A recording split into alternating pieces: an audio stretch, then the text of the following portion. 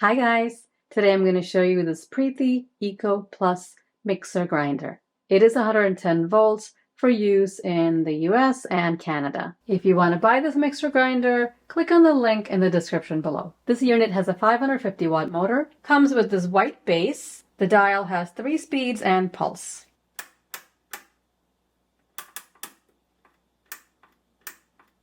The bottom has 4 suction feet, so the base should not move around on your counter. The base measures 11.5 inches by 7 inches, a little over 10 inches tall. The cord length is about 55 inches. The unit weighs a little over 13 pounds. When you first get the mixer, rotate the motor coupler by hand so that the motor shaft rotates freely. 3 stainless steel jars come with this mixer. Big jar, medium jar, and the chutney jar. This is just too cute. You can grind dry spices in this and small quantities. The large jar is 1.5 liters or 50 ounces. The medium jar is 1 liter or 34 ounces. And the small jar is 0.4 liters or 13.5 ounces. Each of the containers comes with its own plastic lid. This unit is designed to mix and grind wet and dry ingredients in any of these containers. There is an instruction manual that's included, and it gives you the dry and wet capacity of each jar. There are also instructions on how to replace the motor coupler, the jar coupler, and the dome gasket. And there's a bag with all the spare parts in case you need to change anything. Also, a little plastic spatula. This grinder is designed to process all types of soaked rice and dal or lentils. You can also grind coffee beans, raw rice, raw lentils, and you can of course grind coconuts, tomatoes, onions, coriander, mint for chutneys. If I use my Vitamix blender to grind soaked rice or lentils, the plastic container gets a little scratched up and cloudy. The advantage of this mixer is that the jars are all steel, so there's no scratching that you see. When you first get the unit, put a little bit of warm soapy water in the jar and close the lid. Put the jar on the base and run it for a minute. Pour this out and fill it with clean water and run for another minute. And then you can get started.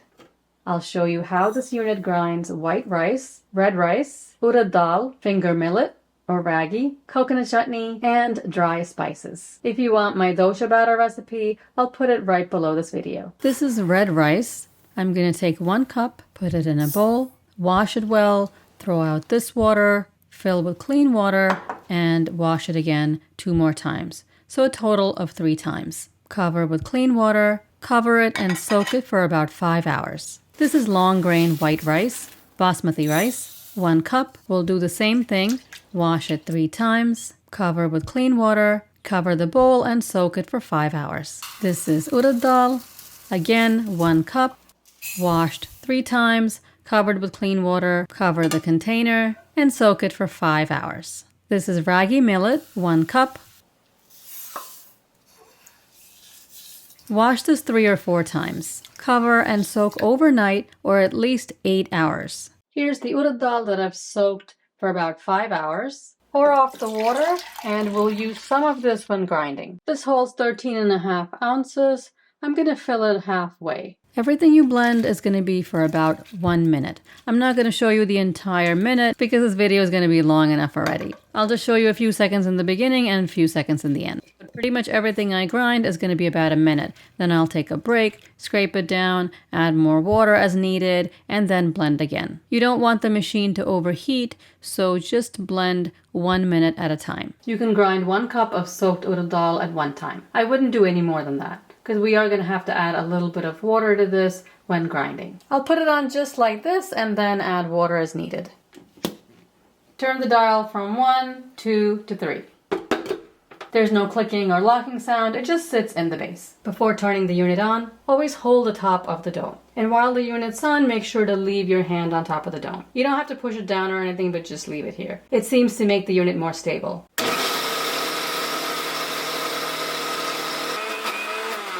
I'll add a little bit of water. Looks pretty good. Even with hardly any water, it's doing a really good job of grinding the dal. When you make snacks like vadas, you do need the batter to be very thick, and you'll only use a tiny bit of water. Scrape down the jar and the lid You don't want any unprocessed dal in your batter. I'm going to turn it from 1 to 2 to 3.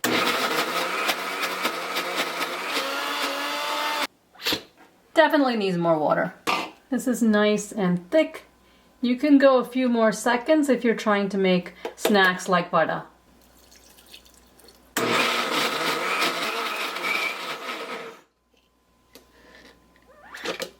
I went from 1 to 2 to 3. This looks really good and smooth. And that was really fast too. Just touch it. Oh, it's nice and smooth. It's perfect. It's getting a little warm, so do be careful of that. Don't over process your batters. This is a great result using just a little bit of water. It's nice and fluffy. I had reviewed a wet grinder some time back, and if you watch that video, you'll see how fluffy the batter is, and this is almost as fluffy.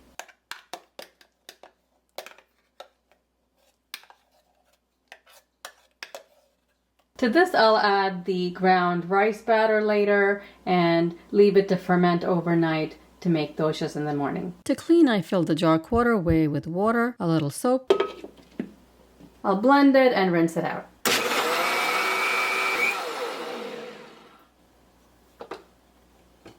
Blending is a convenient way to clean, and the water will really shoot underneath the blades, and it would be harder for you to hand wash it and get under there. All clean, and it was really easy. Give the lid a quick rinse and it's also clean. Next, I'll grind the white rice that I had soaked also for about 5 hours, the long grain basmati rice. Pour out the water, and we'll use some of it when grinding.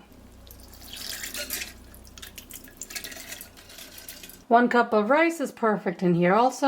I'll add a little bit of water.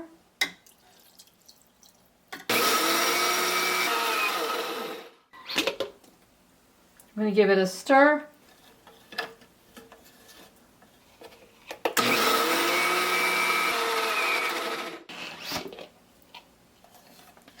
This is again the perfect consistency for the rice. It will be looser than the dal. You always have to check with your finger for the consistency, and it's pretty smooth. I am going to grind it a little bit longer though, because it's not perfectly smooth, although it looks like it is.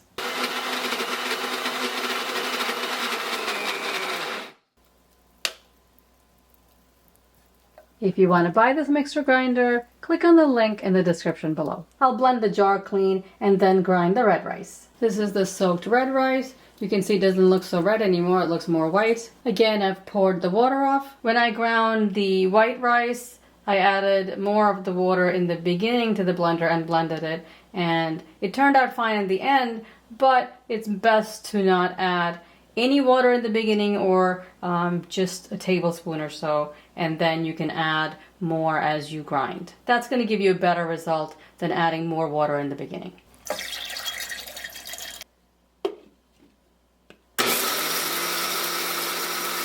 That's how the red rice looks. Scrape it down.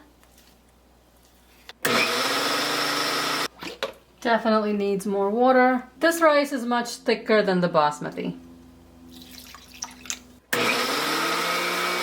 A lot of South Indian recipes do require the batter to be very thick, so that's why you do have to stop and add water little by little.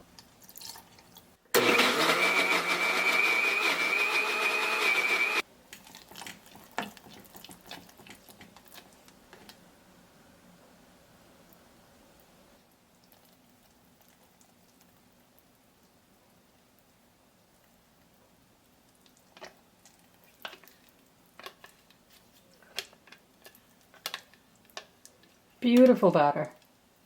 For cleaning, it's best to fill the jar about quarter of the way with water. The first time I filled it about halfway, and the water started coming out of the lid a little bit. Quarter of the jar is best. This is the soaked millet. It's soaked overnight. The reason you soak the millet is because there is phytic acid in the millet, which impairs the absorption of nutrients. Pour most of the soaked water out.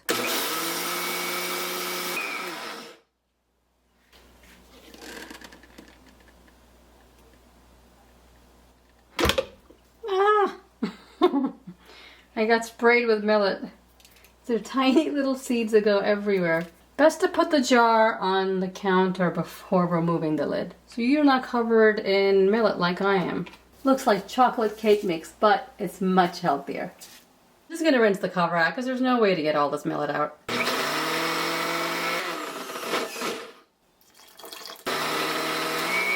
Finally broken down the millet.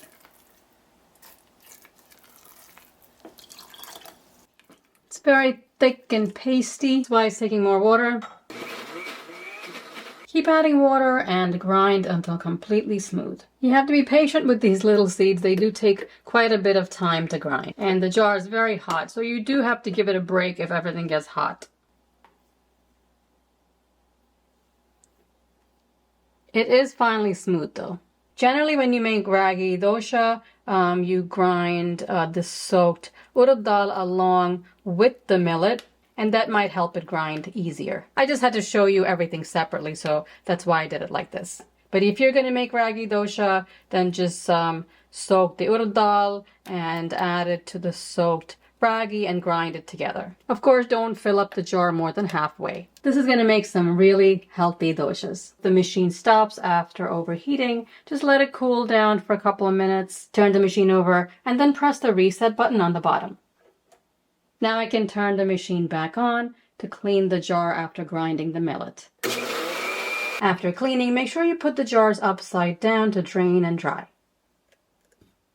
Now I'll make coconut chutney using frozen grated coconut. This is about 1.5 cups, some fresh ginger, green chilies, salt, and a little bit of hot water. If you're grating frozen coconut, use hot water. For fresh coconut, room temperature water is fine. Blend it, scrape it down, add more water, and keep blending until smooth. It's very quick and easy to make coconut chutney in this grinder. If you want the recipe from my other channel, Anita Cooks, I'll put a link below in the description section. Now I'll use the little jar to grind spices. This is a very small amount. I've got some star anise, cinnamon, cloves, cardamom, fennel, black pepper. Not even 1/4 of a cup, just a couple of tablespoons.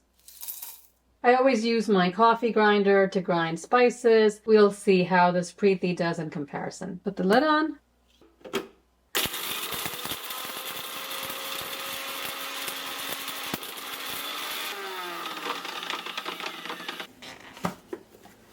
Turn the lid to open. Really good job of grinding the spices. Grind it less if you want a coarser mixture, or more if you want it to be super finely ground. This is good if you want to use it in a masala chai, garam masala, or any other ground spice for curries. The texture is similar to what I would get if I ground spices in my little coffee grinder. So I'm very pleased with this Preethi mixer grinder. If you want to buy this mixer grinder, click on the link in the description below. You saw how this unit did on grinding the white rice, red rice, urad dal, finger millet, coconut chutney, and whole spices. It did a great job on everything using little water. I like that this unit is lightweight, so it's easy to move around. I love the 3 different sized jars, especially because they're stainless steel and I won't see any scratches. I hope you guys liked this review and found it useful. If you did, give it a thumbs up and subscribe for more reviews. Share your experience with this mixer if you own it. I'll see you next time. Thanks for watching.